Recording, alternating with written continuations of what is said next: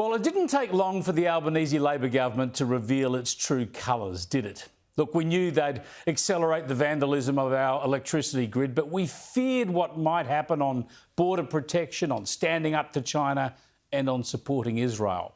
Well, they put up a brave face for a year or so, but now it's all unravelling before our eyes. I don't need to tell you about how they let 148 criminal non-citizens walk out of detention without strict visa conditions or surveillance or control measures. I don't need to tell you how asylum seekers have made it to our mainland for the first time in a decade. I don't need to tell you about how Anthony Albanese, flattered by China's invitation for him to visit Beijing, suppressed a Chinese Navy sonar attack against our Navy divers so that he, the PM, could avoid confrontation with Xi Jinping. Yet he skipped the chance to stand up for our defence personnel and our country. And now, Israel. It looked bad enough when they reversed the Morrison government's recognition of West Jerusalem as the capital of Israel. It was bad enough when they were weak in their response to the Hamas atrocities against Israel on October the 7th. And they were anaemic over the Hamas supporters chanting "Death to Jews" and "Gas the Jews" on the Opera House forecourt, and the others heading into Jewish areas of Melbourne and Sydney to intimidate Jewish Australians. And now, instead of standing up for Israel unequivocally, calling out the barbarism, the terrorism and the rocket attacks of Hamas, well, they voted with all the other weak nations at the United Nations to call for an immediate ceasefire. In other words, to hand Hamas a victory. Instead of demanding Hamas stop firing indiscriminately on Israelis, instead of demanding they hand over all hostages immediately, instead of demanding Hamas stop hiding behind civilians and surrender unconditionally, they called on Israel to stop attacking Hamas. It is weak and it is dangerous. The United States voted against this UN resolution. The United Kingdom took an easier option and abstained.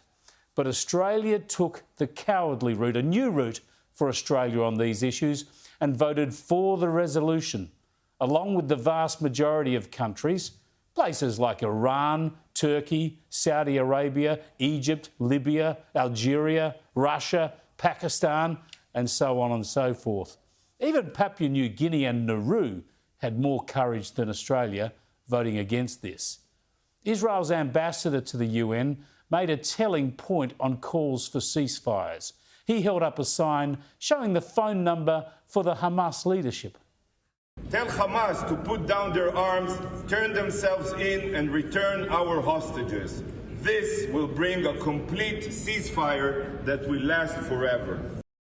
Yeah, call on Hamas for a ceasefire. Australia now is just running with the pack at the United Nations against Israel, against principle, not hoeing its own row on supporting democracies and standing up to heartless terrorism, just bowing to the lefties, taking the soft option and voting with the anti-Israel mob. Australia has consistently affirmed Israel's right to defend itself. And in doing so, we have said Israel must respect international humanitarian law.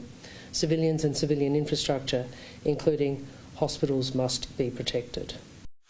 What about Hamas hiding behind civilians in Gaza, in hospitals and in civilian infrastructure? Last time I checked, that was a breach of international law. To be fair, Penny Wong and Australia supported an amendment to the UN resolution making those points, condemning the October the 7th atrocity. But when that was rejected, there was the clue. How could Australia vote for a resolution after an amendment condemning that barbaric attack on innocent men, women and children was rejected? Even Australia's joint statement with Canada and New Zealand, which was much more sensible than the UN resolution, it still gives too many nods to the warped and weak thinking on this war. It starts off with wishy-washy sentiments to console all sides, instead of focusing on the worst atrocity of modern times, the greatest taking of Jewish life since the Holocaust. It recognises Israel's right to exist and defend itself as if that's in question. What country should not or does not have those rights. And the point is, of course, that Hamas doesn't recognise Israel's right to exist. It abhors it. Hamas is intent on eliminating Israel and the Jews. So it isn't hard to work out which side in this war has the high moral ground. It takes 6 paragraphs before this joint statement gets around to demanding Hamas releases all hostages, stops using Palestinian civilians as human shields, and lays down its arms. That should be the starting point of any statement or any negotiation. At least they recognise there is no role for Hamas in the future governance of Gaza. There should be no role for Hamas in anything ever. That's why Israel can't and won't stop. It can't leave Hamas intact and risk yet more atrocities against its people, more terror attacks. The sad thing is that Israel clearly can no longer rely on Australia for strong support.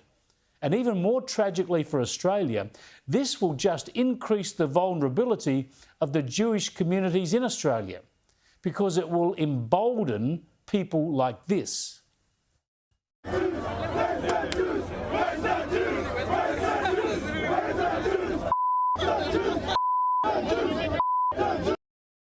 Yeah, the Islamist extremists we have in our midst, the Hamas supporters who chanted those indescribably ugly and frightening slogans, well, they would welcome the Albanese Labor government's capitulation.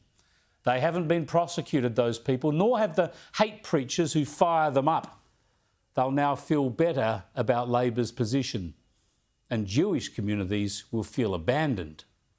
And that's a deeply worrying turn of events.